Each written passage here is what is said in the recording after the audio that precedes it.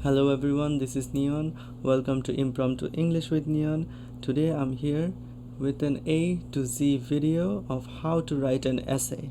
So it's going to be an all-encompassing video. It's probably going to take 30 to 40 minutes long. I have not made a script, of course. It's Impromptu English with Neon. So yeah, without wasting more time, let's get started. So first of all, let me go to the structure of this video. So I have made this material for my students. It's for an essay writing course at university. So first of all, how to write an essay. The first section will deal with brainstorming. So I've given examples, I've given the steps of brainstorming, some suggestions, and also you can see this spider diagram, right? That's what they call them. Number one was brainstorming. Number two is the essay structure. So I will go to the essay writing pattern.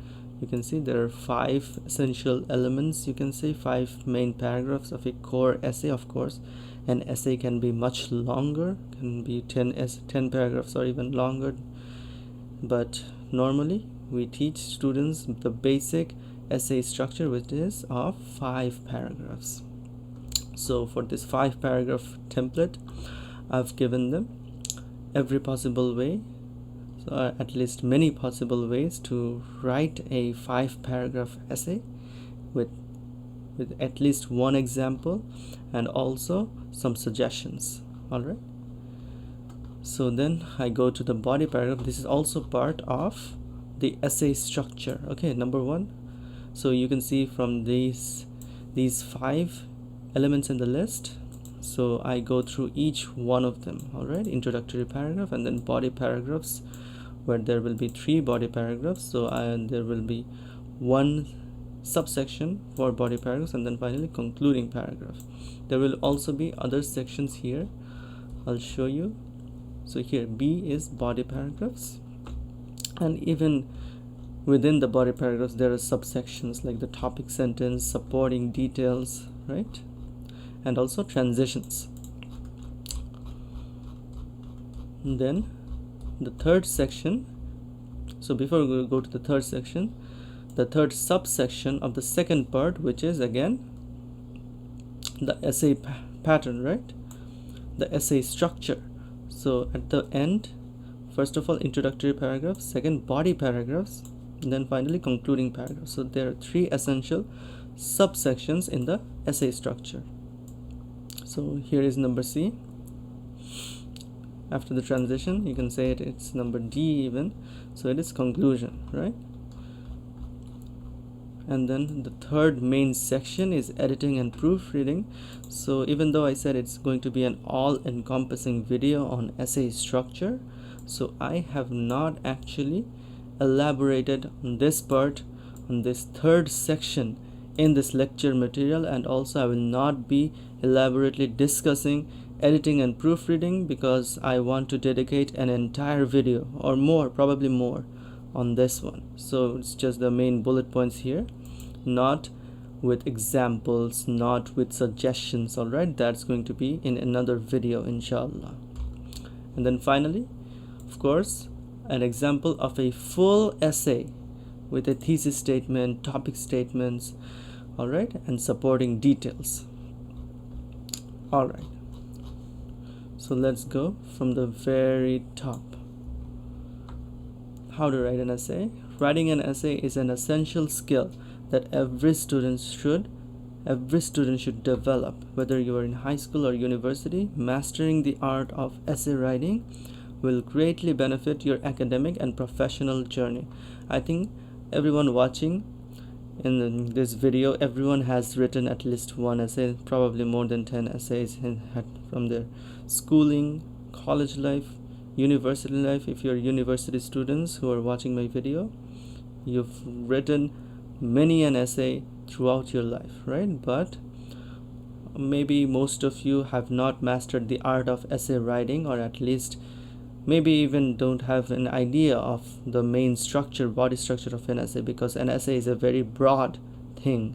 Because I remember before I enrolled at university, I thought that essay was just a long piece of writing. Yes, there is an introduction, there is a conclusion, but the body paragraphs about topic sentences, supporting details, main ideas, right? And also thesis statements, I had no idea of them whatsoever. So it is very important, they are very important. So let us go through the whole essay structure. But before all of that, the brainstorming. So what is brainstorming? Let's dissect the term. Brain, of course, relates to our brain, and storming relates to what? Like a storm, right? So it relates to our brains being functioning at the speed of a storm, like everything going up and everything going in motion, very fast, very rapidly using your brain. That is called brainstorming. So what do we do in a brainstorming session? Excuse me. We generate ideas related to our topic. So whatever the topic is, all right, it can be a very simple topic like traffic jams in Bangladesh. So this is an example. I will be going back and forth because this is a very simple topic, at least for Bangladeshi people. Everyone can relate to that, and it can also be a very complex metaphorical topic like what, like philosophy, like physics, even though that's not probably metaphorical but complex, right? Rocket science. So it can be anything. So the first thing and the essential thing is to generate ideas, all possible ideas related to the topic. For example, you can think of every possible what? Definition. There can be more than one definition of the topic, of the main idea of the topic. For example, traffic jams, what is the definition of that? So I've written very simple, in a very simple manner. Traffic jams occur when a road is stuck due to a large number of vehicles. So that is a very simple definition of traffic jams, right? It's written in very simple English. That's okay. I just want you guys to understand how you can like brainstorm. You just put it down in bullet points, and you just think that no, yes, I will write the definition of traffic jams first, then probably what causes, advantages, disadvantages, and other relevant information. To go to examples, causes: traffic jams are caused by poor road planning, impatient drivers, etc. etc. There are many causes of traffic jams, right? Advantages: well, are there any advantages of traffic jams? Probably not, but I have heard at least I don't know, 2-3 people saying that they actually missed traffic jams while they were in lockdown, because they would do anything to get out of the house, and they even missed being stuck in traffic. Maybe there are advantages for some people. So going to the disadvantages, how many are there? Oh my gosh, there are at least 5-6 disadvantages of traffic jams, right? And other relevant information, if you can think of any, so you can also brainstorm and you can write it down in bullet points before. So I'm again saying, before starting writing the actual essay. So you can do this as in a rough copy. You can do this with a pencil, and you can erase it afterward, or you may just leave it, or you may just you may even do it with a pen on the paper, on the actual answer script. You can annotate it and say that it's a rough copy, right? It's not part of your actual answer. Or you may just cut the entire part after finishing writing, right? So whatever it is, please brainstorm, because brainstorming has a lot of benefits. 2 I will say right now. Number 1, it makes you be organized, right? For example, if you write, before starting the essay, you are thinking of probably 4 main points, but after you started writing it, after you have written the 3rd main point, you have forgotten the 4th main point. All right, so what can you do? You probably just skip the 4th main point. So that can be a disadvantage of not brainstorming earlier. Another disadvantage could be, as I said, being disorganized. For example, you remembered the 4th main point, but you remember afterwards that, oh no, the 4th main point should actually be in the 1st or the 2nd main idea, not in the very last, right? In the very end. So that is, of course, going to penalize you, probably, maybe not surely, but maybe potentially penalize you some marks, because of course organized writing is very important. So please brainstorm. So let's go to some more examples, actually one more example of brainstorming. So this is the middle portion. What is an important goal I have for the next few years, and how will I achieve it? So this is probably the main question, or the main that arises out of the title. The title can be what? The title can be important goals for the near future, right? Or maybe just goals for the near future, or temporary goals, something like that.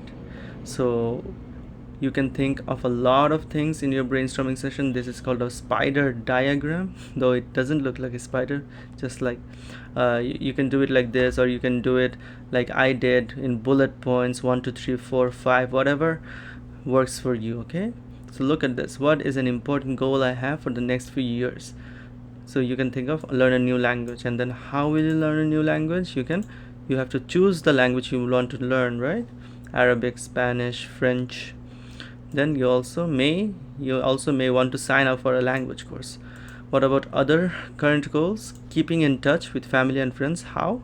To get their contact information. Maybe there's a distant uncle or relative that you have not talked to for a decade, all right, or maybe 4 or 5 years or something. At first you need to get his or her contact information. And now in the age of social media, you just need to look them up on social media, right? Probably they have a Facebook account. Other things can be, other points: get a better job, how to search for jobs, prepare a resume, finish school, right? It can also be a goal in itself, right? Not only for getting a better job, but also a goal in itself. So I think you get an idea of how brainstorming works. Let's go to the second major. It's actually the most fleshed out topic in this material. It's going to be it's the longest section in this material, which is the essay structure, because I have given many examples of these 5 elements. So there should be about 5 paragraphs in a basic essay. Number 1, the introductory paragraph. 2, body paragraph 1, body paragraph 2, body paragraph 3. So there should be 3 body paragraphs for a basic essay. As I said earlier, it doesn't have to be 3. You can write 4, 5, 6, 7, 8, 9, 10 and more body paragraphs. It is allowed, but normally when we talk about a basic essay, we talk about a 5 paragraph essay. All right, so first of all, introductory paragraph, then 3 body paragraphs, then finally concluding paragraph.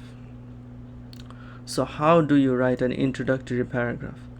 So there are 3 things, I think. Number 1, grab the reader's attention with a hook. A hook means like an attention grabbing something, like you catch fish with what? With a hook, with a line and sinker, right? So that is what a hook is. It is something used. It's a tool to grab something's attention. In this case, for writing an essay, it's to grab the reader's attention, right? Not to catch fish, but to catch the reader's attention. So that's the number 1 point. Number 2 point, providing background information on the topic. And then finally, number 3, stating the thesis statement, which presents the main argument or purpose of the essay. Yeah, so these are the 3 elements, sub-points of an introductory paragraph. So let's go from the start. The first thing in an introductory paragraph is to grab the reader's attention with a hook. So you can actually do this in 6 different ways. There could be more, but I am highlighting 6 because they are the most common. Anecdote, question, surprising statistic, quotation, vivid description, and surprising fact. Let's go through each of them. An anecdote. What is an anecdote? An anecdote is a personal story. It's a story about you. It's a story of you.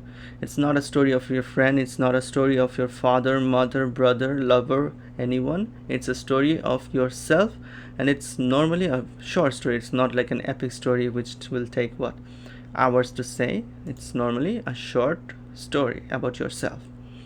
So here's an example of how to start an essay with an anecdote. Once I was stuck in a traffic jam for 2 whole hours, though normally I would take about 30 minutes to reach the destination. This would not be a huge problem if my destination that day was nothing special. Unfortunately, that was the day of my HSC math exam, and from that day, I am traumatized by traffic jams. Ooh, dark, right?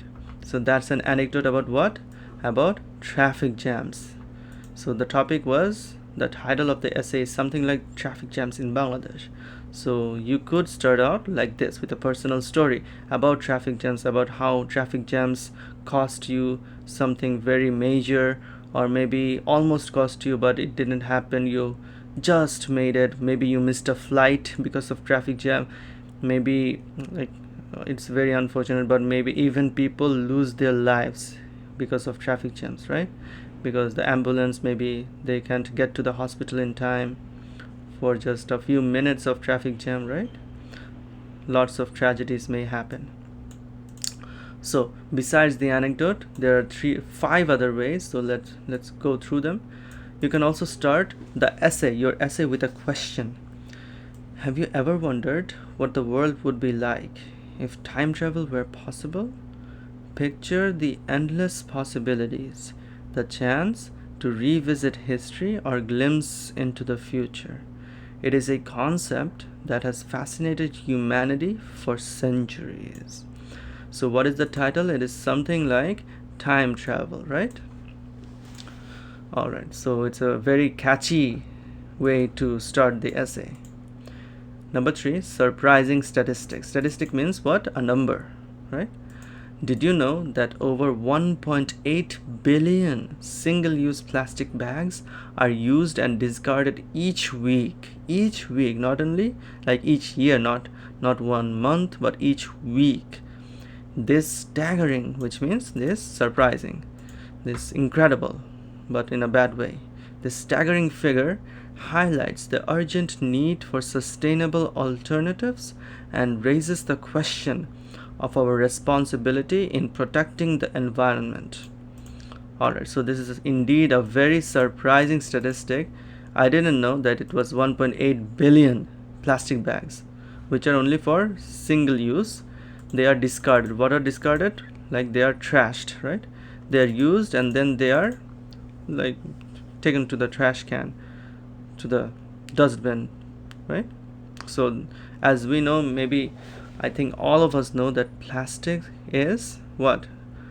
Non-renewable, and it takes what? It takes years, it takes hundreds of years, centuries to decompose. It doesn't decay very quickly, not even quickly. So because it doesn't decay, it is a harmful thing. It's a very, very negative thing for a lot of life, animal and plant life. Alright, so next quotation. As Albert Einstein once said, imagination is more important than knowledge. These words resonate even today, emphasizing the power of creativity and innovation in shaping our understanding of the world. Okay, so Albert Einstein, the great Albert Einstein said what? He said that even more important than knowledge, like Einstein said, even more important than knowledge is what? Is imagination, is creativity, it's the ability to imagine something unscientific, you might think, but actually science requires imagination a lot, right? Without imagination, without hypothesizing, right? Without thinking outside the box, how can science work? And even without science, beyond science, Einstein stressed the importance of what? Imagination. So it's also a surprising quotation. It's a very good quotation. Number 5, vivid. So what is vivid? Clear description. The scent of freshly baked bread wafts through the air, drawing people into the cozy bakery. The golden crust crackles under your teeth as you take a bite, releasing a burst of warmth and flavor. This simple pleasure has the ability to transport us to a place of comfort and contentment. Okay, so I think it's a little hard. It's actually too hard, too difficult for most like ESL, EFL learners. Like for us, English is our second or foreign language. It is probably too hard for most of us to write something like this. Even for me, descriptive writing, it's not my forte, right? But if you want to, if you are up to the challenge, you are more than welcome to try vivid description. It is fun when you're able to do it. Finally, surprising fact. So like surprising statistic, it's like a number, quantity. Now a fact, not a number, but still it's surprising. In the vast expanse of our galaxy, there are more stars than grains of sand on all the beaches of planet Earth. This mind-boggling fact reminds us of the sheer enormity of the universe we inhabit and sparks a sense of wonder and curiosity. So imagine this, like how many grains of sand are there on all the beaches of planet Earth? Billions, right? Billions of just you can imagine taking a scoop of sand in the tool, or maybe even in your hand. How many are there? This amount of sand, probably not even thousands, like probably hundreds of thousands, close to a million maybe, I don't know. And imagine all the beaches in the world, the grains of sand, a billion, right? More than that, even more than that are the numbers, is the quantity of stars in our galaxy. Oh my gosh, what a surprising fact. So these are indeed very interesting ways to start any essay, right? So imagine this, imagine you did not start with any of these. So for example, like let me go to the easy example of traffic jam. If I just started with saying that traffic jams in Bangladesh are quite troublesome, are quite problematic because of a lot of reasons. So if that is the first sentence, yes, that's an okay sentence. That sentence is good, and it contains a definition, which here you will see define key terms. So it is good, it is a good sentence. But is it a good opening sentence? Is it a good hook? No, it is not, right? It is not a good hook. Most people will say that it is not interesting, right? So that is why you should start your essay with a hook, which is with an attention grabbing tool, with an attention grabbing mechanism. And you can use any of these 6, not all of them, not even 2 of them. If you use an anecdote, you should not use another question, you should not use another surprising statistic, any one, only one of these 6. All right, okay. So number 2, the second thing we do in an introductory paragraph, the first thing is the hook, the second thing is the background information. All right, so what background information am I talking about? If there is a historical context that is relevant to the essay topic.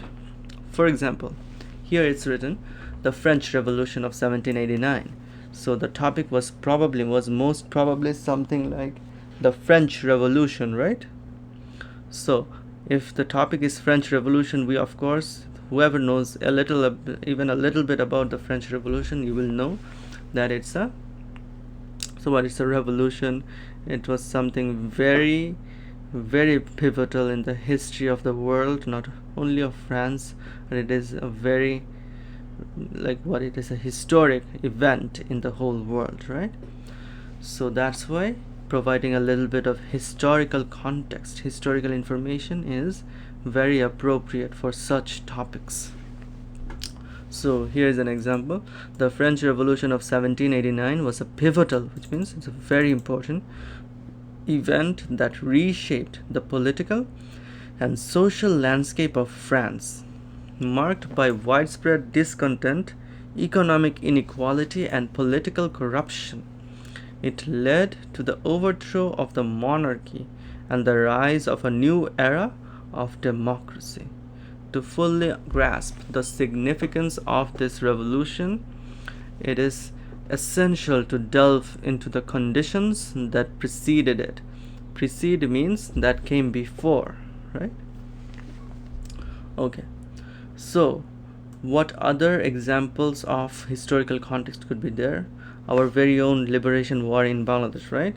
If the topic is something like freedom fighters or the liberation war of 1971, right? Something like that, or Bangladesh's history, the history of Bangladesh, then we can of course provide some historical context. But if there is no appropriate, there is no need to provide a historical context in your opinion, so it could be for the majority of essay topics actually. For example, traffic jams in Bangladesh, do you think it needs a historical context? I don't think so. Yes, there is definitely a historical context of everything, right? Of like how the first, or maybe how some major events related to traffic jams happened in Bangladesh. But normally we do not need to provide historical context for topics like this. For example, topics like education, topics like going abroad for higher studies, you don't need to provide historical context, like who went abroad the first time, how the system of going abroad has changed. You do not need that, right? You need such historical context for very historic events like the French Revolution, World War II, World War I, right? Any other wars, so things like any other movement, right? Like the number two. So if there is no need to provide historical context, or even if you don't want to provide historical context, you can do another thing, which is to define key terms. Here I suggest you to define key terms. For most essays you will not have to provide historical context, so you should define key terms. For example, traffic jams, what are they? How are traffic jams caused? You can focus on that. So here it's written in economics, inflation. So this is the term they are defining. Inflation refers to the sustained increase in the general price level of goods and services in an economy. Understanding the concept of inflation is crucial for comprehending its impact on purchasing power, interest rates, and overall economic stability. Okay, so it's the definition of inflation. So you can do that when you can do that not at the very beginning, but after the hook. For example, after you give an anecdote, then you can define the key terms. There could probably be only one term, like traffic jams in Bangladesh, one term, traffic jams, but there could be more terms as well, right? So in that case, define the 2 or 3 terms that are there, the key terms. So after the hook and after the background information, you need to write the thesis statement, which presents the main argument or purpose of the essay. So a thesis statement is the most important sentence of the entire essay. Of the whole essay, the most important sentence you will write is the thesis statement. Why? Because it is actually in one sentence you are saying everything you will do in the essay. A proper and accurate thesis statement should most likely have all the elements that you are going to touch as your main points. For example, if it's a three paragraph essay, you should include the 3 elements in that thesis statement. Alright, so let's give some examples. So before that, let's read the definition. Remember, a thesis statement should be clear, concise, and focused. It presents the main argument or central claim of your essay and provides a roadmap for the subsequent, which means the discussion that will come afterward. adapt these examples to suit your specific essay topic and ensure that your thesis statement reflects the main points you plan to address in your essay.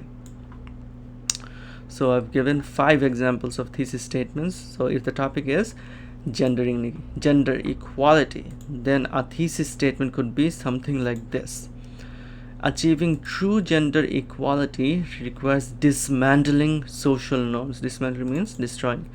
Empowering women through education and economic opportunities, and challenging systematic biases that perpetuate, which means that continue, gender-based discrimination. So look at this. There is a usage of commas, right? How many commas are here? 1, 2. Okay, so that means there are 3 elements. Achieving true gender equality requires, so it requires 3 things, 3 elements. Number 1, dismantling social norms. Number 2, empowering women through education and economic opportunities. This is number 2. And challenging systematic biases that perpetuate gender-based discrimination. This is number 3.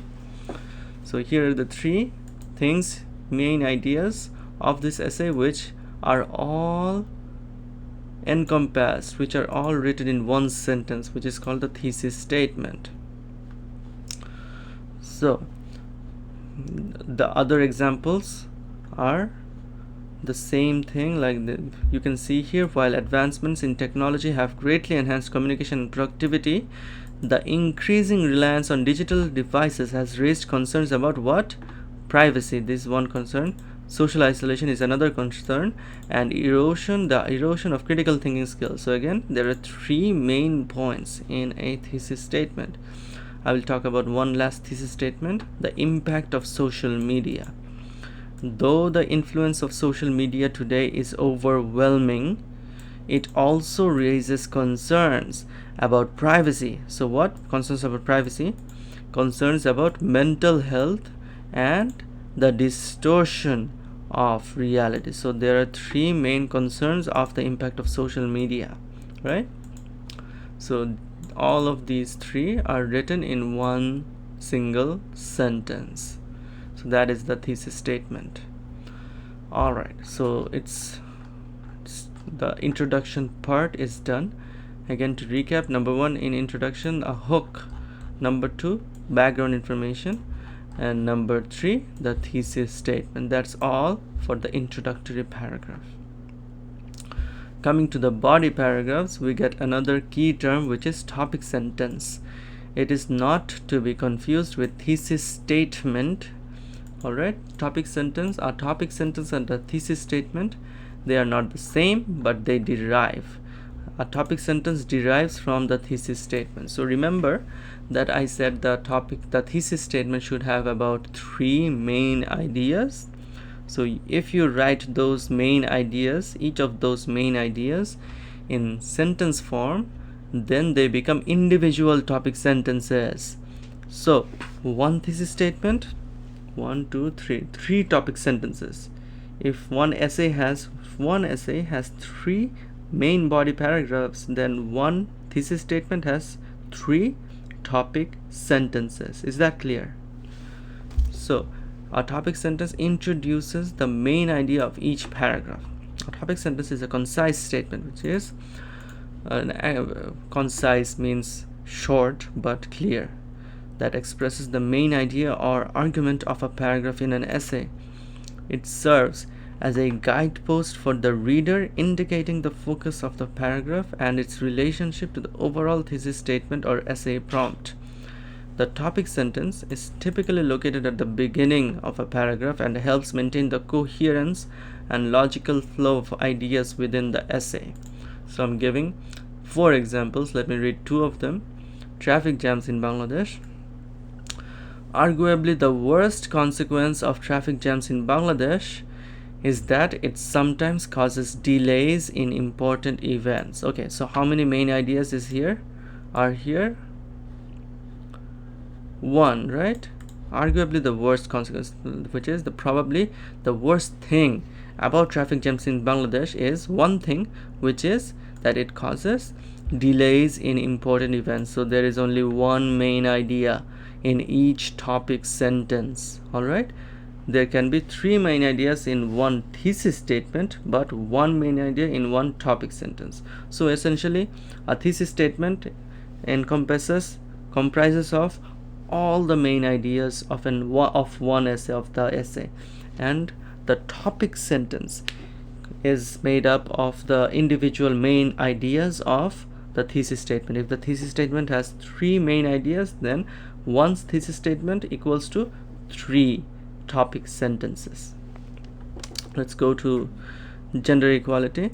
The persistent gender wage gap remains a significant challenge in achieving true gender equality in the workplace. So what is the main idea here, which is the persistent gender wage gap? It means that men and women are not paid the same. Men are probably, in many cases, most cases, paid more than women on the same pay scale, right, in the same jobs. All right, so now that topic sentences are clear, let's go to number 2, supporting details. What are they? They present facts, examples, statistics, or expert opinions to support your arguments or to support your topic sentence. Supporting details in an essay refer to the specific pieces of evidence, examples, facts, statistics, or explanations that bolster and substantiate the main ideas or arguments presented in the essay.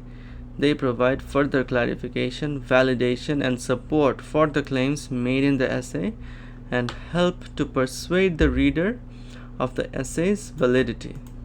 Okay, so basically what it said here is that supporting details. So it supports.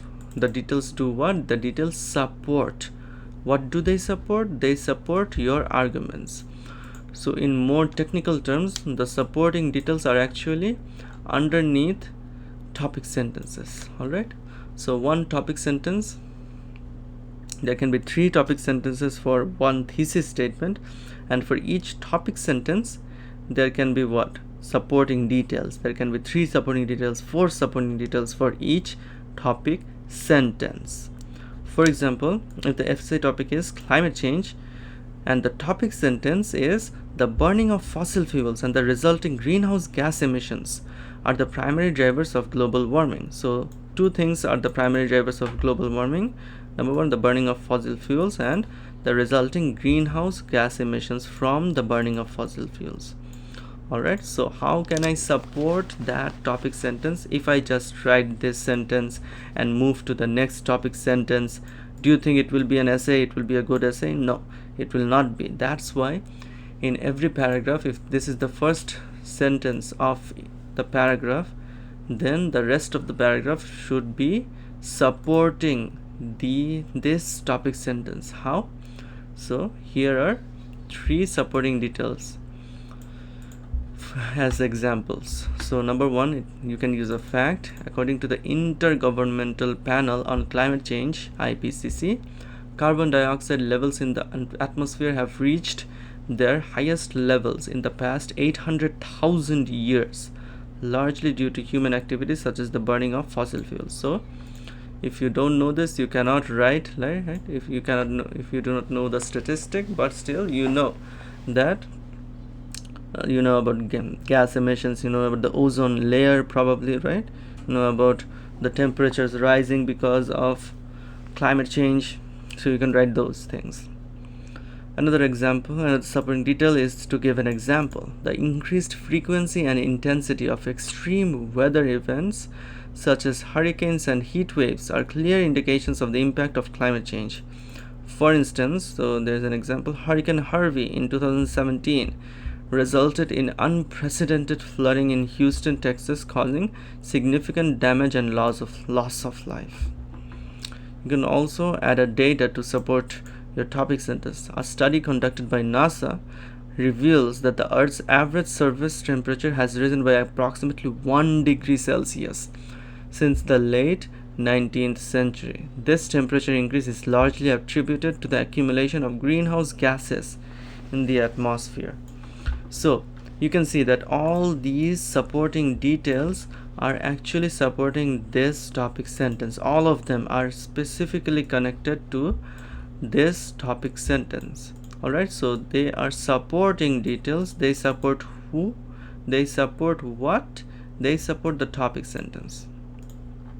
Get it? So let's go to the next part, which is transition. So I will not be spending much time on this. It's just about coherence and cohesion. It's to make your writing have a good writing flow. It's to make your writing have cohesion and coherence. Alright, so I'll make a different dedicated video inshallah on this. But you can, there are more than 100 types of 100 transitions, and there are more than 10 types. One type is addition, like additionally, in addition, moreover, furthermore, also, likewise, right? So there are a lot of ways to write the same. Like if you write one sentence and then in the next sentence you want to write something that is an addition, is another example, is another thing that is like very much related and in the equal way and in the same way as the previous sentence, then you can write something like moreover, furthermore, also, besides, likewise, right? So if it's the opposite, if the first sentence you write is not parallel to the next sentence, there's a contradiction, for example. However, on the other hand, nonetheless, conversely, while, although, despite, in spite of, regardless. If it's a cause and effect, because, consequently, therefore, thus, hence, as a result. I think we all know these transition words, but we don't all use them. We should use them, okay? You don't have to use them in every single sentence, but for example, 3 transitional words in each paragraph. That's probably a general thing to keep in mind. But of course, each paragraph is very unique. A paragraph can be very long, can be very short, and sometimes transitions are more required than at other times. So you just think that you will use one transition whenever it is relevant. It is like if it's a cause and effect, you use this. If it's something like contradiction, then you use one of these. If it's something very much related, then you use something like moreover. Illustration, if you want to give an example, you say, for example, or for instance. If it's a comparison, similarly, in comparison to, right? Emphasis, indeed, certainly, undoubtedly, of course. You say he is time sequence, firstly, secondly, we all know this, first, second, third, fourth, fifth. You can write it. In the summary, in the final concluding paragraph, of course, this is very important. You can write in conclusion, to summarize, in summary, overall, right? Also, if you want to clarify something, you can say to clarify. You can directly state it. Put simply, to put it in different terms, right? So that's all about the body paragraph. So let's have a quick recap. So there are 3 main things in the body paragraphs. Number 1, the topic sentence, which branches off the thesis statement. 1 thesis statement, 3 topic sentences. And for each topic sentence, there are supporting details. There are 2 to 3 supporting details, 4 supporting details for each topic sentence. All right. And then finally, you should use transition to have a good writing flow. Okay, so finally, let's go to the concluding paragraph. In the conclusion, we do 2 things: restating the thesis statement and summarizing the main points discussed in the essay, which is basically a summary. Number 2, leave the reader with a final thought or call to action, leaving with something like, if this is done, this will be very good consequences will arise, something like this. So here are how many examples? 5 examples. I will read 2 of them. This essay will explore the causes or roots of traffic jams in Bangladesh, the challenges of them, and how they can be reduced. So how many topic sentences are there in this thesis statement? 3. Number 1, causes or roots of traffic jams. Number 2, challenges. Number 3, how they can be reduced. So how can this be restated in the concluding paragraph? Like this: traffic jams in Bangladesh are quite significant, and so the causes of them should be identified along with the challenges they cause and how they can be reduced. Right? So this is rephrasing. Causes identified, challenges reduced. Doing so would help save precious time and energy for Bangladeshi people every day. So this is a good concluding sentence with a call to action, right? So doing that will be very good for people on a daily basis. Let's read the last one. Access to quality education is a fundamental right that should be available to all individuals regardless of their socioeconomic background. So two things, right? That it is a fundamental right, everyone should deserve it, like everyone deserves it, and then no matter where from the society, so like if the middle class, lower class, wherever, they deserve it. To reiterate, to emphasize, the universal access to quality education, so it's a very good rephrasing, access to quality education is said, universal access to quality education stands as an essential right that must be extended to every individual, irrespective, instead of regardless, it is said irrespective of their socioeconomic circumstances. Instead of socioeconomic background, here it's written socioeconomic circumstances. So this is the summary part. And then finally the call to action. By breaking down barriers and promoting equal opportunities, we can empower individuals to reach their full potential and build a more equitable society. So this is the end of part 2, which was what? Which was essay structure. So what did we have in the essay structure? First of all, the topic sentence, then supporting details, then transition, and then finally conclusion. And then before that we also of course had introduction. So part 2 is done. Part 3 I will not go into it right now, I'll just read the bullet points. So what do we do in editing and proofreading? Very generally speaking, we review our essay for grammatical mistakes, spelling errors, and punctuation errors. And then we also check the flow and organization of our writing, the cohesion and coherence, right? It's not only our grammatical correctness, we also check for writing flow. Alright, so I will end the video by offering, like, let's read all of them, huh? So I have, like, from one's thesis statement, there is one topic sentence. There are three topic sentences from this thesis statement, and for all of the topic sentences, for each of the 3 topic sentences, there are 3 supporting details. So 9 supporting details for 3 topic sentences for one thesis statement. All right, so here's a full example. The thesis statement is: social media has had a significant impact on interpersonal communication, influencing relationships, language use, and self-presentation. So there are 3 things. Number 1, interpersonal communication. Number 2, influencing relationships. Number 3, language use and self-presentation, right? No, number 1 is actually influencing relationships, because interpersonal communication comprises of these 3 things: influencing relationships, number 2, language use, number 3, self-presentation. So these all add up to and result in the interpersonal communication. All right, so topic sentence 1, which will be about influencing relationships, has had a wide-ranging impact on relationships. So subject detail 1, a positive impact is: social media platforms have provided new avenues, which is new platforms, for maintaining long-distance relationships and connecting with friends and family across the globe. So that is a positive impact.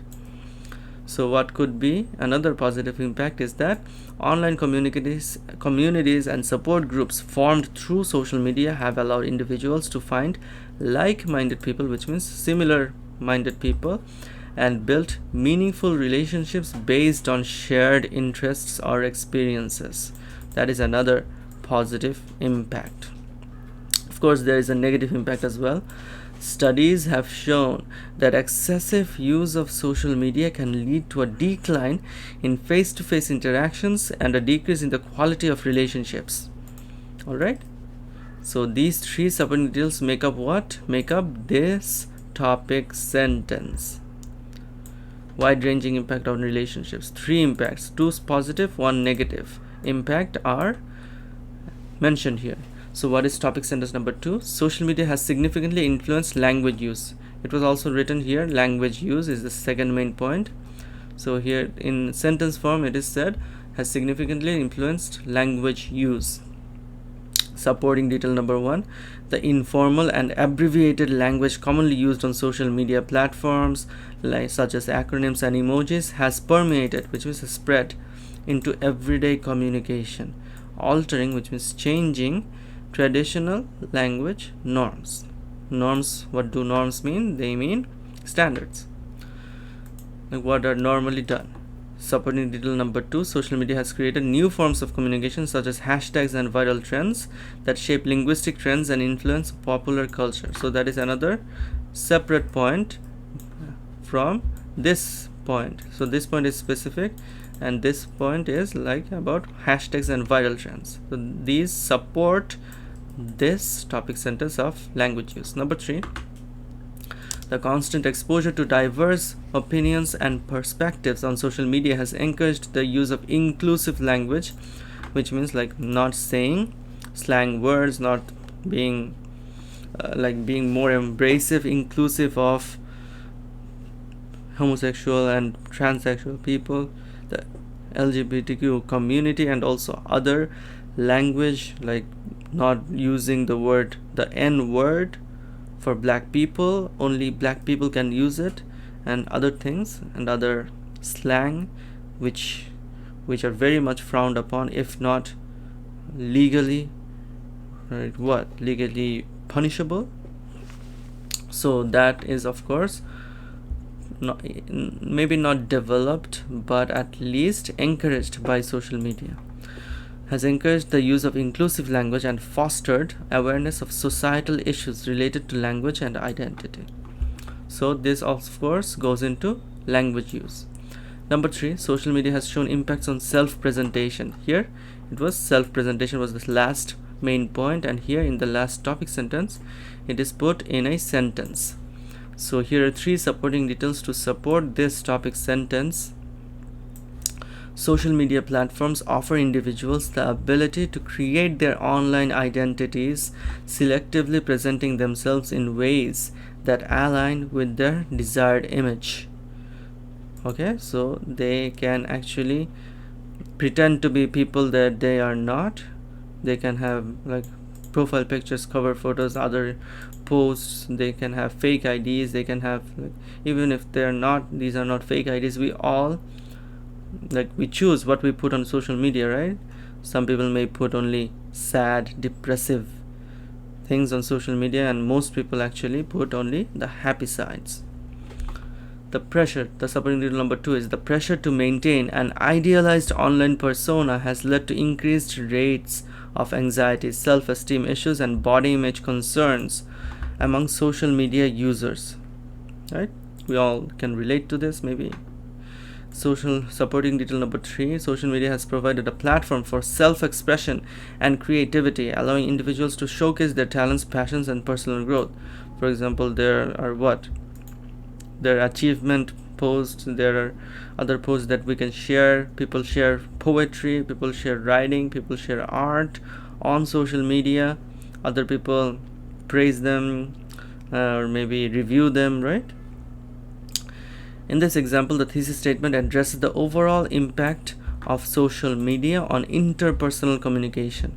Each topic sentence focuses on a specific aspect of the thesis, right? 3 main points and 3 topic sentences, and for each topic sentence 3 supporting details, and is supported by relevant supporting details.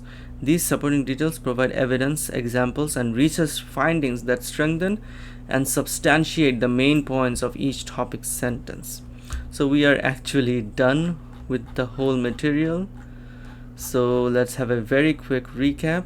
So here we had an example of a thesis statement with topic sentences and supporting details. Again, 1 thesis statement, 3 topic sentences, 9 supporting details. 1 topic sentence, 3 supporting details. 2 topic sentences, 6 supporting details. 3 topic sentences, 9 supporting details. Alright, so as a homework, if you want to try out on your own, so write an essay using this information. And remember to also add an introductory paragraph. So I haven't given a complete introductory paragraph template, a sample, but I have given the individual parts of how to use it, how to write an introductory paragraph and a concluding paragraph, right? For concluding paragraph, I gave whole samples, but for introductory paragraphs, well, I did. For example, I gave the hook, I gave the background information, and also the thesis statements, right? Just combine them. And also try to actually at least try to add transitional words and phrases like moreover, furthermore, in addition, to sum up. All right, so that's the end of the video. It was a long video, so I hope you have learned something from it. And if you want this material, actually if you want this PDF, just comment and maybe I will get in contact with you and maybe email you this material. All right, hope you enjoyed and hope you stay with me on my journey to become more fluent in English. Bye.